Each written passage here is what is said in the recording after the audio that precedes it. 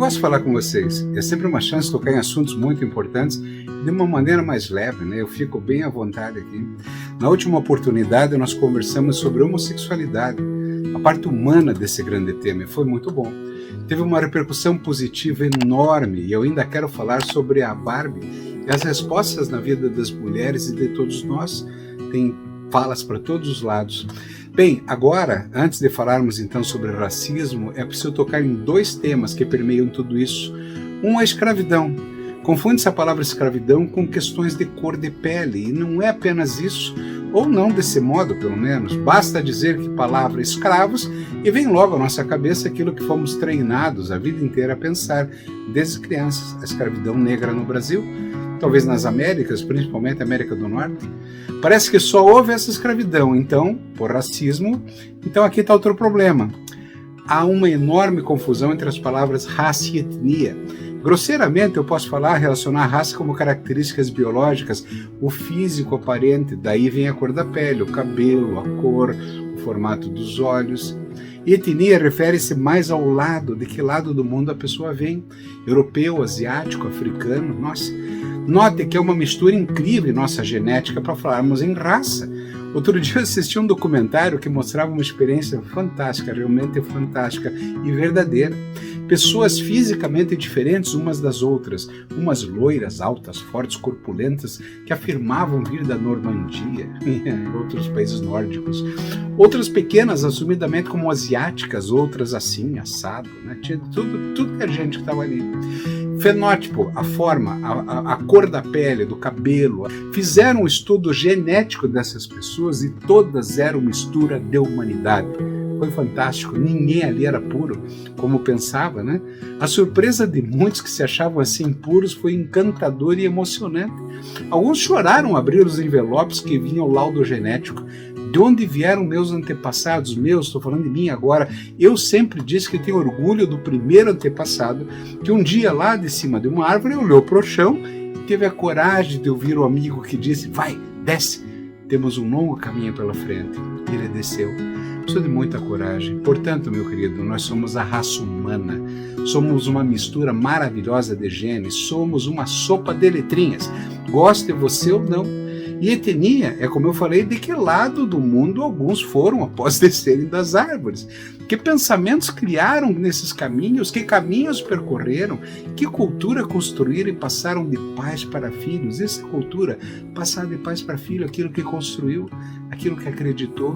Isso também é lindo. A riqueza da raça humana, que se diferenciou em muitas etnias, é fantástica. Na verdade, o que nos diferencia, o que nos separa é apenas o bem e o mal. O grau de maturidade mental e emocional. Vamos amadurecer? Então escolha de que lado você quer ficar, do bem ou do mal. Agora nós podemos então falar da escravidão.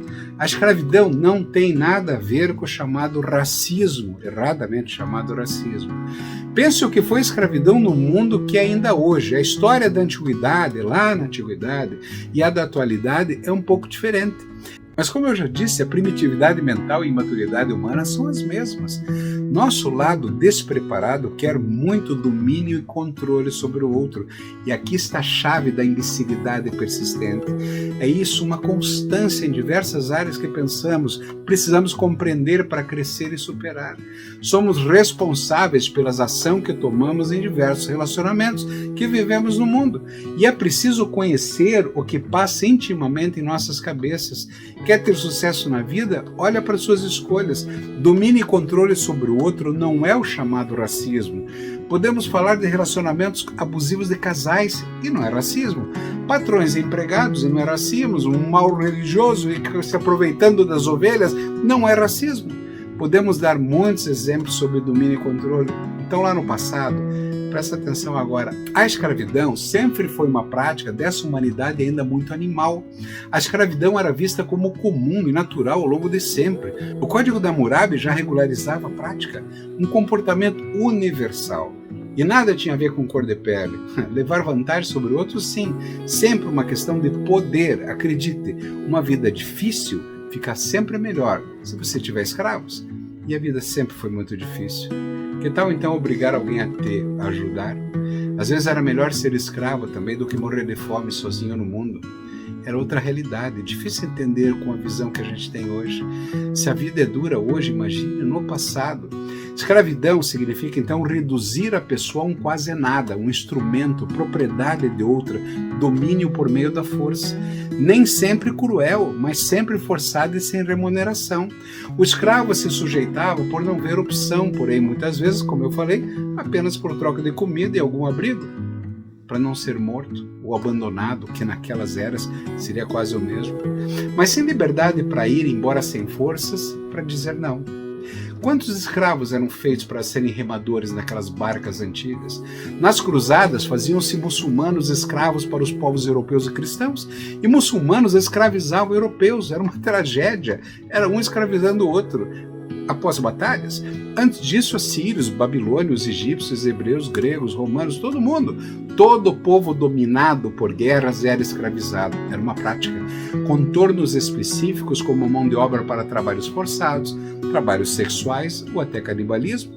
E atenção, mais uma vez, não havia distinção de cor, credo, origem, apenas força, poder e controle. O forte contra o fraco. As condições de vida dos escravos eram extremamente precárias. Eles eram, então, geralmente prisioneiros de guerra, ou tornavam-se escravos para pagar dívidas, entregavam os filhos, entregavam as mulheres, ou até si próprios.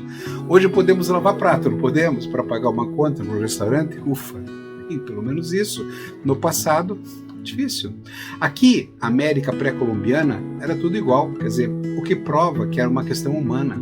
Na Idade Moderna, já havia um sistema colonial mercantilista. Agora, na Idade Moderna, estamos chegando na escravidão negra. Lucro, a questão racial apenas para justificar o lucro, diminuir o outro. Pela primeira vez, a escravidão pelo lucro. No início, a escravidão indígena, mais para a extração do pau-brasil, etc., tentar ajudar, botar os caras aqui para trabalhar, os inferiores. Com o comércio do açúcar, o escravo africano, tornou-se muito mais rentável. Corpos mais fortes, resistentes, lucro. O ser humano como mercadoria para uma sociedade mercantilista, diferente do passado. Comercializava-se açúcar, tabaco e pessoas. Não era uma questão racial, gente. Mas o negro era rebaixado porque precisava ser convencido de que ele era uma mercadoria apenas, ele não era nada. E isso pegou na mente de muita gente até hoje. Para alguns meio loucos mentais, até hoje. Nos navios negreiros viam reis e rainhas, todos reduzidos a coisas. Dizem que é coisa do dinheiro, não é culpa do dinheiro. Não, é culpa nossa, da nossa eterna imaturidade. Maldade é imaturidade, quase como definição. Por isso a minha luta com a superconsciência, né, família do futuro. A compreensão deste ponto aqui é fundamental para consertarmos resquícios que ainda existam no presente e para o futuro. O índio não dava lucro, mas chefes ofereciam as próprias filhas em troca de instrumentos de ferro dos avançados portugueses. Eu dou minha filha para ter uma roça melhor. Difícil entender isso hoje. Precisaríamos ter vivido naquela época para tentar julgar uma sociedade tão distante e tão sofrida. Veja, a escravidão já era comum nas sociedades africanas, entre os próprios negros, mas aqui, então, lá, mais uma vez, sem fins comerciais. Ainda seguiam a escravidão como no mundo antigo.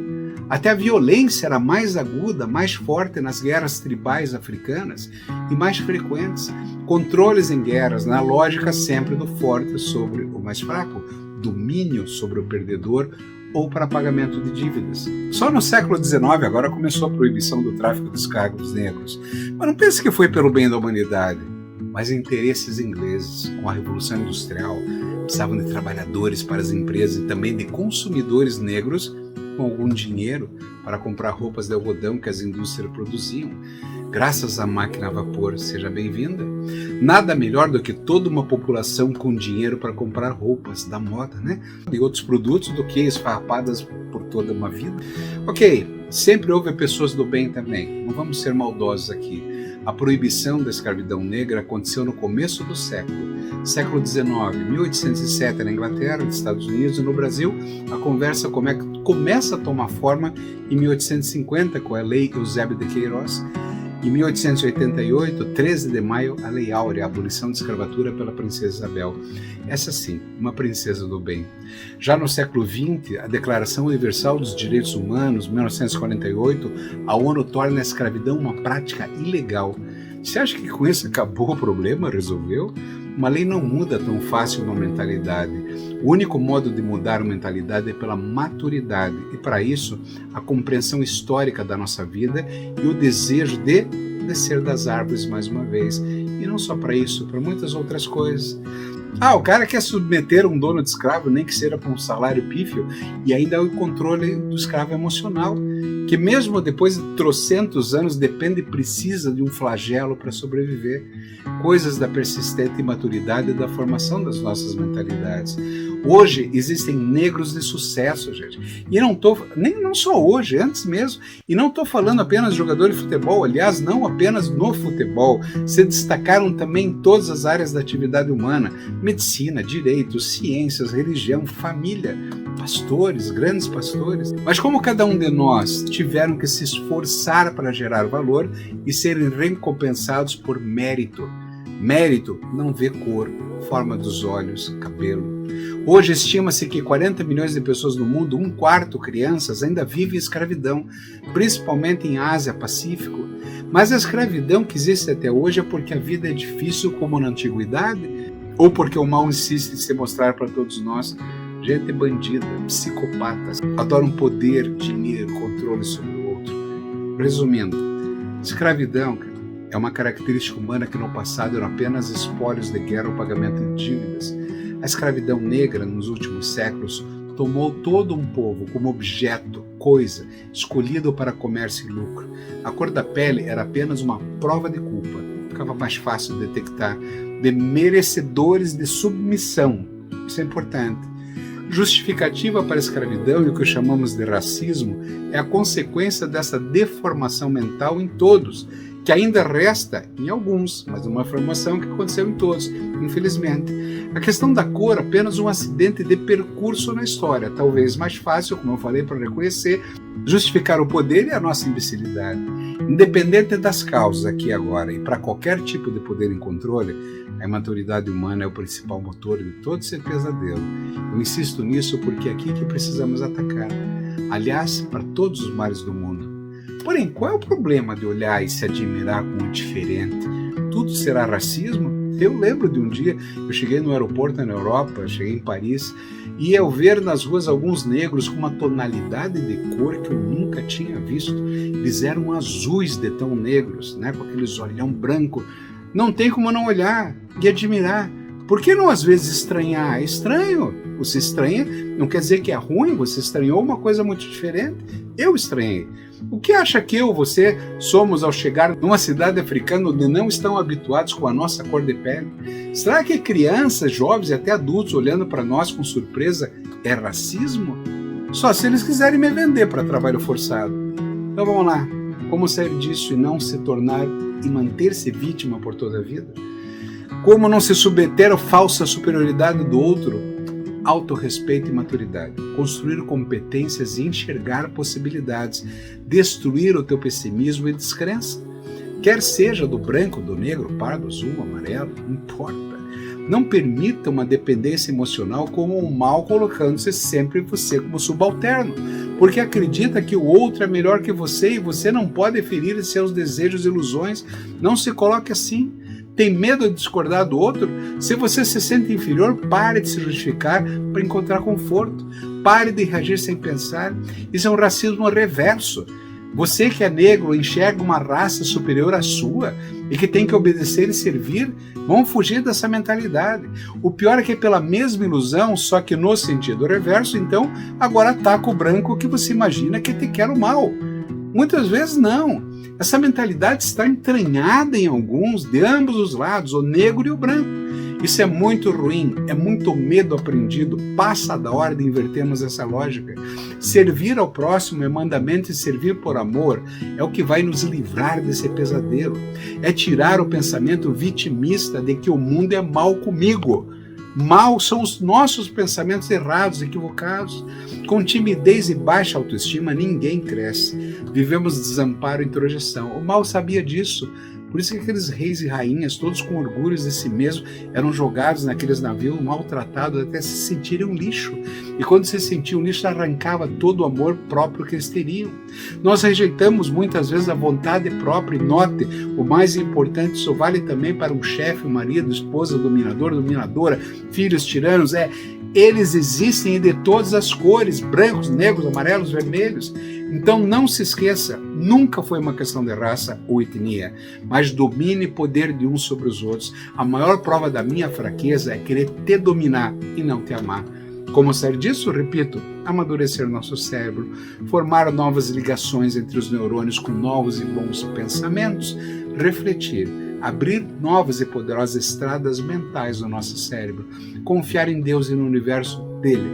Cada um aqui foi feito para dar certo. Esses átomos que formam moléculas, tijolos das muitas estruturas que mantêm você e eu vivos. Aqui, você está na minha frente pensando e amando, elas estiveram no Big Bang, viajaram pelo universo e chegaram um dia no sonho amoroso dos teus antepassados, dos teus pais, cada um que colaborou a seu modo para que você estivesse aqui, respirando, seguindo e vibrando a energia da vida. E você se acha pouco? Se a pessoa mais importante desse universo, seja da cor ou etnia que você for, você não precisa dominar ninguém, escravizar ninguém, nem ser dominado, escravizado por alguém. Você já é muito poderoso, às vezes só não sabe disso ou não acredita. Eu estou aqui para lembrar você disso. Quer dominar ou ser dominado? Vamos subir nível do jogo da vida e ganhar muitos pontos com Deus? Ao olhar para si mesmo, reconheça o seu valor máximo, o valor também do próximo. Assuma a sua própria riqueza e comece a aprender a superar conflitos. Vivemos relacionamentos todos os dias, desde que nascemos, e nossa felicidade está a aprender com esses relacionamentos. Consciência de si mesmo e do outro é chave para a mudança. Reconheça também a beleza do diferente. Eu não recordo bem dessa história que lembrei aqui agora, mas parece que na Guerra Civil Americana, entre o Norte e o Sul, fez com que brancos olhassem melhor para os negros. Negros esses que lutavam, caíam, viveram, morreram ao lado de brancos, e ali no chão das batalhas perceberam que eles eram iguais. O mesmo sangue, a mesma dor, a mesma coragem, o mesmo enfrentamento. Isso foi um dos estopins para a batalha que viria a seguir. A luta pela libertação dos negros na América do Norte. Indigno, gente, é a nossa incapacidade de dizer não aos outros e a nós mesmos. Precisamos dizer não à submissão e arrogância aprendida desde o nascimento em um quilombo, uma favela, uma senzala, uma casa grande. Indigno, gente, é aprender apenas mais tarde na vida por uma força maior, perdedores de uma batalha ou por dívidas, como acontecia no passado, ou como hoje. Estamos todos escravos do mal pela falta de cumprimentos das leis. Nossa Constituição acabou. Somos escravos de um sistema do mal. Precisamos sobreviver sim, aceitar nunca. E se você acha que qualquer tipo de domínio e poder é natural, você normalizará o abuso. Para terminar aqui agora, e como amadurecer? Talvez a gente possa começar esse processo acreditando na frase mais linda que eu já ouvi. Deveremos ser escravos, sim, dessa frase. Amar a Deus sobre todas as coisas e ao próximo como a si mesmo. Somos irmãos, cara. E um dia dissemos um para o outro: estou com fome, vamos descer daqui e procurar comida? E aí você respondeu: vamos, passa da hora da gente se alimentar de honra e amor. Então aí o outro acabou respondendo: deixe-me te ajudar a descer, independente da sua cor.